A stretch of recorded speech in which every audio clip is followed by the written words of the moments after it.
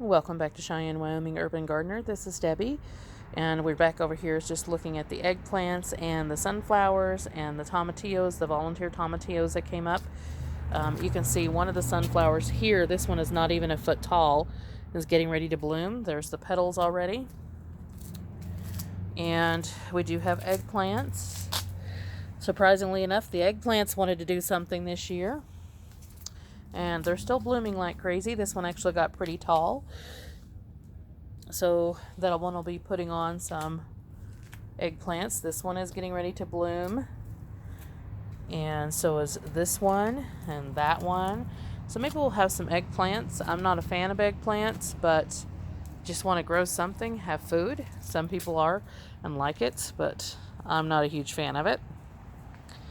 So it's why we only have 7 of the eggplants.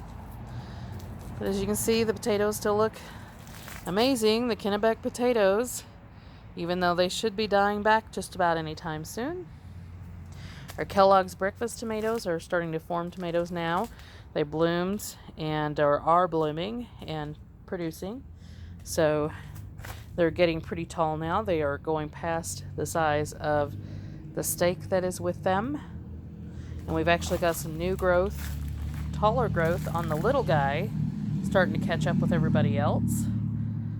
And our lemon cucumber is blooming now, has reached the top of the trellis and is actually going to go over and probably do some more. And then these are the other Guido Cossaman squash, and they are producing runners, unlike the other one on the north side, and starting to bloom. So pretty interesting stuff there. I look forward to seeing what exactly they'll turn out to be. And we have Tahitian squash in here that just will blow your mind how big these guys get. Last season, of course, they got huge. I had 75 to 100 foot runners that I had to sometimes double and triple going up and down the corn rows. So that's again happening this season. I didn't know if they would get quite that huge because of the season that it has been, but they are. And that's the other Kellogg's breakfast tomato right there. But you can see the Tahitian squash, that's the ones with the big yellow blooms, is running all the way down the side. And again, this is about 50 feet around our corn and potatoes. So you can see they've reached all the way to the back. They have went back again and then back into the corn. And then all the way reached back again to back here. Some of them are still going towards the corn over there. And then you can see that one over there has reached the back, started to climb up, and then actually came back down and had already ran back up. So it's just kind of crazy. And then, of course, we have the beans in here, too. The Kentucky Wonders and Rattlesnake Pole beans. You can see that they have just went crazy. They've climbed all the way to the top of the corn and are actually starting to go over and climb some of the other corn. The corn at this point is pretty much set. We've only got a few that are just now tasseling, and that's the ones in the back that are shaded. So they take a little bit longer and they take their time, but they did tassel. We've only got a couple of them in here that were completely ran over by the squash and things, and probably will not tassel because they're just getting so shaded out. But yeah, it's just going to be a crazy corn year. We pretty much have ears on every single stalk out here, sometimes 2 and 3. You can see that right there. And we had a couple of them that looked like that they got either messed with by something, or they just were growing so big that they actually popped out of the top of their husk, like this one. It doesn't affect anything. I've had that happen before. So I just kind of tucked the silks around it to kind of protect it. We had another one right there that's a little bit worse, and I wasn't able to do anything about that one. But they'll still produce. They'll still be fine. They're pretty much covered by the husks. They got so big that they popped out of their husks. Loads of zinnias in here. Absolutely still beautiful. We finally got some reds and yellows. Mostly pink, but we finally got some reds and yellows. So there's a yellow. And again, the beans just going nuts. So the beans are blooming. They have not produced yet, at least not what I can see, because they're kind of just mixed in with everything in here. But But they are blooming, and they should start producing pretty soon. We've got Royal Burgundy bush beans back there that are hanging on the vines. I just have to actually get back there and get them pulled out, which is something I'm going to be doing today. So absolutely just crazy. Let me step back a little bit, and you can see just how crazy it is, the amount of growth and everything that is producing in here. And hopefully the weather holds out for a while, because we're getting to the point where it could be a little iffy in Cheyenne, Wyoming. But so far it looks like for the next couple of weeks, which you can't really rely on a forecast for 2 weeks in this area, or pretty much any area. But it looks like for the next 2 weeks we should have temperatures in the 80s and lows in the 60s. So that's perfect for watermelons and all of that. And I'll show you the watermelons here in a moment. But as you can see, one of our pole beans is a little bit of an overachiever. You can see that. Just kind of growing up and over the top of everything. Our hibiscus have been absolutely nuts with blooms. We had so many blooms yesterday that you couldn't even see the greenery. It was just so many blooms. But you can see how huge they are. I've got some to pull to dry today. And then we did find some bee balm, just so I can get the seeds off of it, as well as go ahead and keep the root, because it's a perennial. And look at all that lettuce. The lettuce is definitely getting up to size now. And our burpee pickler cucumbers are starting to bloom. They've got runners. They're doing all the things.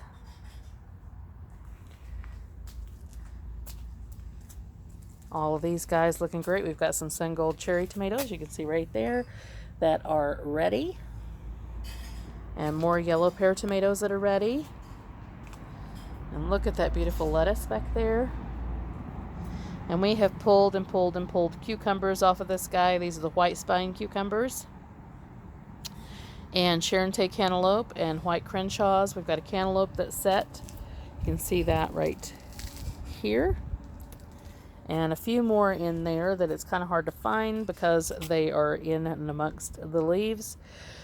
But we have a lot of cucumbers in here, and we've been pulling cucumbers like crazy. We're just about ready to start pickling. And I just basically stick them in the fridge and wait. Every couple of days I'm pulling more cucumbers, and I just keep a look at the ones that are in the fridge just to make sure they don't get super soft or anything like that, so we can use them for pickling. And you can tell all of our cucumbers are producing now. You can see that cucumber hidden right there. And I think we've got another one over here. And our basil looking amazing. And these are our tomatillos, the giant tomatillos that I took a chance on. And I think they're going to produce something, because they're almost at the point where they're going to start blooming. And these guys are huge, huge, huge, huge. They have grown so fast in just a couple of days. It's just amazing to me. And so has Sandy's tomato from Suburban Homestead, Wyoming / Arizona. She sent me one of her huge tomatoes. And that guy, it's not really getting super tall. It's bushing out a whole lot. And you can see the stalk is really huge in there already. And this guy's just a few weeks old, everyone. So, I don't know. If it starts to get too cold, I may take it inside and see if we can finish it out that way, which usually does not work. But, like I said, it's not tall, because you can see the stake in there. The stake's a 4-foot stake, but it is a massive plant, just short. And all of our doll baby watermelons over here, and we're getting to the watermelons, are setting watermelons like crazy. You can see that one. And there's another one over in this section that I can't get to because of the vines, but I saw it yesterday. There's actually two here. There's one right there, and then there is one right there, and another one set yesterday right there. And we've got another one sitting right there. And there's a couple more over right here. And we've got one at the end of the vine over here. And then two more over here. They're just everywhere. There's doll baby watermelons everywhere in there. And we are still getting strawberries, guys. This has not caused the strawberries to be killed out or anything like that. They have not been affected at all. You can see strawberries. They're still producing. They're still getting red. There's a strawberry over in here.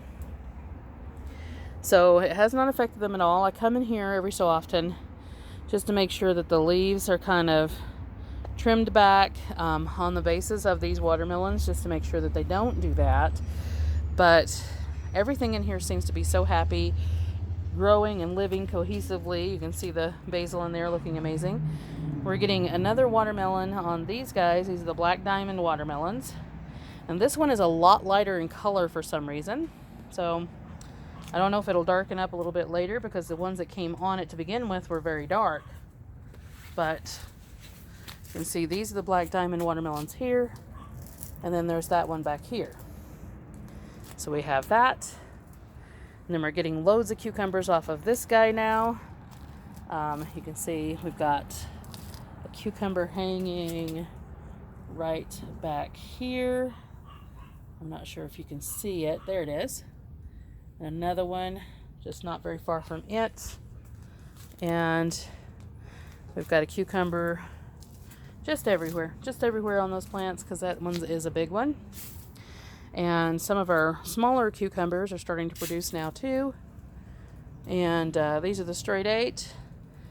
And they're a dual purpose cucumber. You can eat them fresh or you can pickle them, both, which you can do with pretty much all of cucumbers, except the ones that are like burpless have a little bit more issues with that. But they are starting to produce. And we have a cucumber on this one, and I think this one is the Space Masters. I pulled them out of the back section so they could get a little bit more light. And you can see cucumbers there. And then we've got another large cucumber on this straight 8. And some more in there that are beginning to set. And I just have to keep coming in here and fixing the trellis every so often. More yellow pear tomatoes back here that are ready to eat. And then we've got watermelons here, watermelon there, and still more coming on, guys. There's like a lot of watermelons in here. And we've got all kinds of things blooming. We've got more peppers coming off of the big Jim peppers, and they're actually really big in comparison to what I got at first. More peppers on this one coming up, and then their borage is blooming like crazy in there. And these are more of the burpee pickler cucumbers here. And you can see they are just growing like crazy now. They're just all over the place now. A couple of Space Master cucumbers here. And those guys doing pretty well, blooming. And we have our cantaloupes over here. We've got a couple of more cantaloupes set.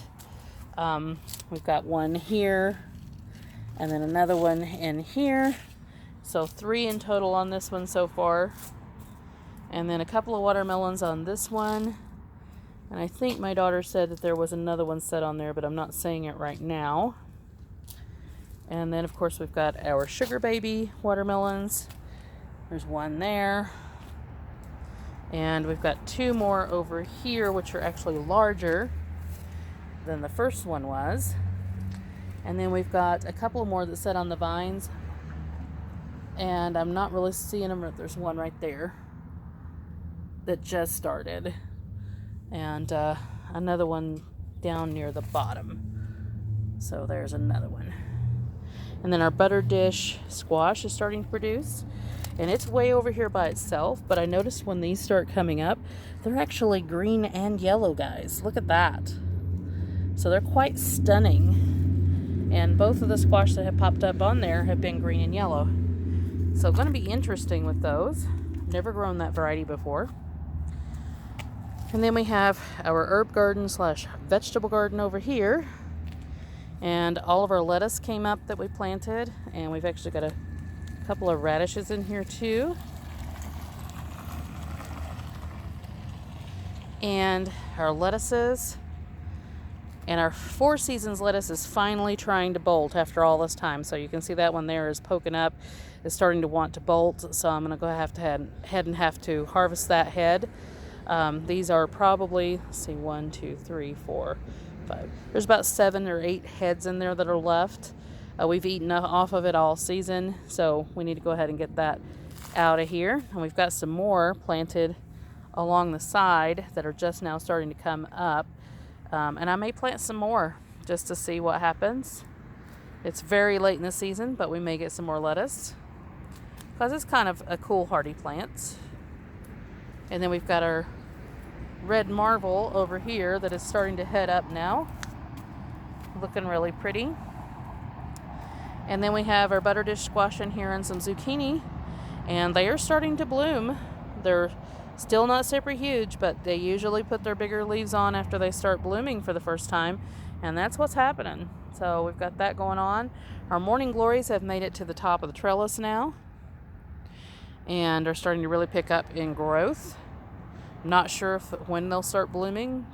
Probably pretty soon. I think I see a bloom right here. Who knows? Then we've got some more cucumbers in here that have ran on the trellis now. I've been keep wrapping them around, but I haven't seen anything on those cucumbers as yet, but they are blooming, as you can see. A lot of male flowers to begin with. Nope, I see a cucumber. There we go. So we do have a cucumber right there. And these will definitely get pollinated out here in the herb garden because usually the bees hit this first before they go on to the rest of the garden. Our cosmos over here is huge but hasn't bloomed yet. And the birdhouse gourds have not really done anything. They've just been kind of sitting there the whole time. One of them looks like it wants to try to have runners now, but I think it's just way too late in the season. And we have more zinnias over here. All of them ended up being pink. I could not win for losing over here. Just had so many pink. They're pretty, but just all pink. And then, of course, we've got more cucumbers over here. And they're blooming and starting to produce. Same as that one. This one is the only one that's kind of really shaded, but it is blooming. And then, of course, we have our contender beans that we planted over here. And they are up to the point of already starting to want to bloom. And they've only been, let's see, in here for about 2 weeks. And then we have a couple of borage in here that I planted just because I had a couple left. And I just kind of stuck them in the middle of everything. And they will be blooming pretty soon, I'm sure, because they do not take long. And then we have, of course, chamomile in here. And the mother plant of that chamomile finally started wanting to do something. So hopefully it'll bloom before the end of the season. And then we have some more sunflowers in here that are looking great. And some more radishes that we planted in here. We've got the yellow chamomile, which may not do anything this season because we just transplanted it in here, and they're really sensitive to being transplanted. So we've got all of that. So that is the garden in the past few days. And just when it starts producing, it does not take long. Everything just takes off like crazy. And I'm really seeing a lot of strawberries in there now that I stood back that I need to harvest. So got a lot of stuff going on in this garden. And we have a little bit of time left. So hopefully we'll get a really good harvest out of everything. So like, subscribe, hit the notification bell for notices on new videos. And we will see you in the next one.